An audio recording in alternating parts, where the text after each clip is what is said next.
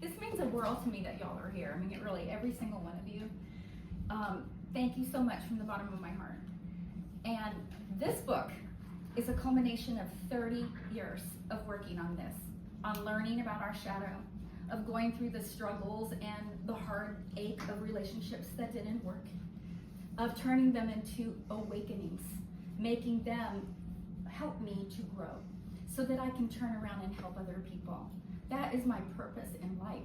I literally saw a psychic when I was 36, and he told me that. He said, you're destined to be unlucky in love. At 36, and I'm like, what? But it turned out to be true.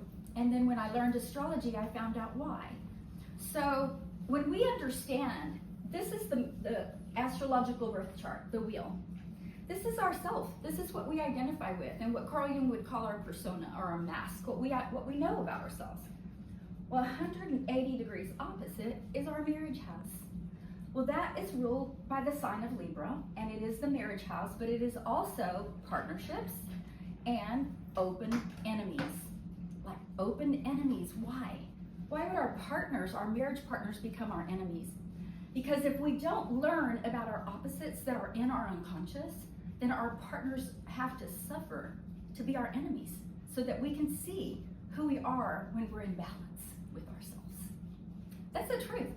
And when we're only identified with one side of ourselves, we are projecting or exteriorizing the other parts of ourselves. And this is an ongoing process. This is something you're going to do for the rest of your life. I mean, it never ends. I found another piece just a month and a half ago, literally. So when I say this is the 7th house and this is what you're learning to integrate, the first part of that is shadow. If we cannot see our shadow, if we cannot see what's unconscious in our unconscious, then we can't really do it. So the shadow is everything about us that's unconscious, denied, repressed, and delegated to our shadow sometimes through idealization. When we idealize another, I mean, raise your hand. Have you ever fallen madly in love? And have you ever met anyone you couldn't stand? Raise your hand. Well, guess what? Both of those are your shadow. So when we over-idealize someone, then we're putting our gold onto that person. We're putting parts of ourselves that we don't know. My friend Terry is here. She's known me for 30 years, probably longer, when we were 27 and 29. And I once put my gold, my highest value of myself, on another person. He was so joyful. He was so giving. He was so giving to other people. And she said, you're like that. Don't you realize that? No, he's like that. I'm not. So when we project a part of ourselves onto another person, when we're projecting, we're putting a part of us we don't know. 2, we get someone else to do it for us because we don't want to do it. And that's why marriage and divorce and polarizations happen in relationships. And then 3, we're doing it all over the place, but we don't know we're doing it. So when we're projecting our shadow, we are actually exteriorizing our 7th house. So when I figured that out, when I got my first partners, my business partner was in Aquarius. My husband had the moon in Aquarius, exactly there. The guy I left my husband for had 5 planets in Aquarius. The universe was begging me to see that Aquarian part of me. And it was going to be put on other people's faces until I could see it. And then what do you do when you can see it? Then you can share it. Then you can do that in an equal and balanced way with another person. Because Libra rules reciprocity, fairness, balance, and communication. Communication, because this is an air house. That means we have to talk to each other. And we are now leaving the age of Pisces. Pisces was about sacrificing and suffering. And it was about keeping our mouth shut and saying, oh, well, this will pass, or no, that didn't matter, or whatever. And we saw our parents do that.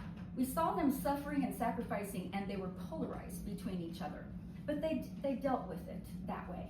Well, the Age of Aquarius is about freedom and truth and friendship. So when we are friends with somebody, we tell each other the truth, don't we? We're not afraid of them. We don't feel like, oh, we can't tell our friend. And if we tell our friend the truth, eventually we balance it out. We have to struggle to see the opposites even with our friends. And our friends are going to shock us from time to time when they show us another part of us that we didn't want to see. Right, Tammy? And so it's really a cool experience when you have two people willing to go through that process. So when you have a good friend like that, they're a friend for life, because they know, like Terry said in the kitchen, there's only one of us, and it's me. And Gloria, who has known me for 25 years, has had to struggle with me because we are opposites in certain ways, but we're exactly alike in some ways. So it is really fun. Anyway, to go back to the message, which the message of the book is, okay, what's in your seventh house? What do you have? What planets are there? These are archetypes. They're not planets out there in the sky doing anything to us. So studying Jungian psychology for 30 years, he discovered the archetypes that are inside of us. We are living and breathing these archetypal dimensions, and everybody is, which means that we really are all one. We all have a little of this and a little of that. We're unique like snowflakes, but we're all the same. We all have a nose. Everybody has a nose, but their noses are different. Well, everybody has a Mars, a part of ourselves that gets angry, that has to stand up for ourselves, that's impatient from time to time. We all have a moon, which is our emotions and our feelings and our sense of belonging and our wanting to connect with each other emotionally. We all have all of the archetypes in us. So whatever planet you have, you can take my book and you can look at it, and I give reflective questions, projective themes, shadow expressions, healing path, relationship dynamics, and the meaning of every planet. And then I have, okay, questions you can ask yourself to do shadow work. I also have 10 themes that the partners have to do together. And then 10 ways, negative projections and positive projections, that you have on that planet. You'll project it, I promise. And when you know that, then you can sit with your partner and talk about it.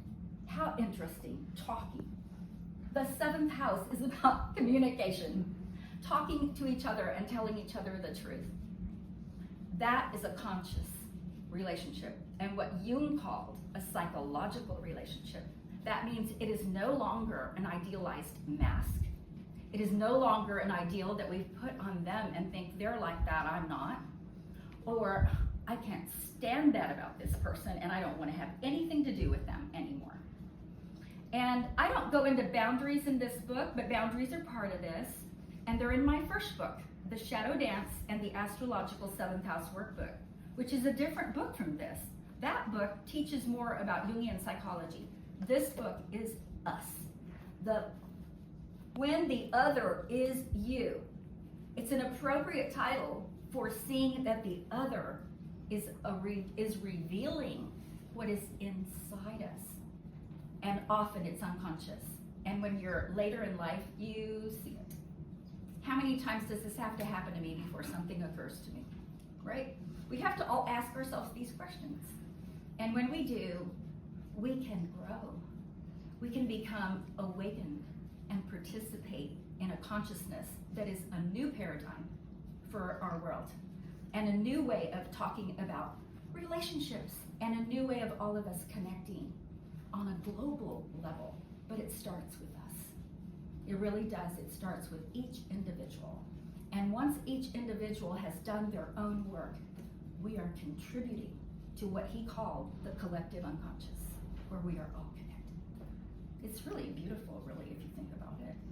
And the second chapter in my book explains archetypes and synchronicity and correspondences, and how Jung formulated all of this. And I give a lot of his major quotes that he gives. So pretty much that's my presentation for you all. Thank you all so much for being here. I really, really appreciate it from the bottom of my heart. And what I want for each of you is to be able to find your missing half and share it in an equal and balanced way, in a way that's fair, in a way that's conscious, in a way that's honesty and truth and freedom. Because freedom is Aquarius, the age of Aquarius. That's where we are now. We are no longer in the age of Pisces. Thank goodness.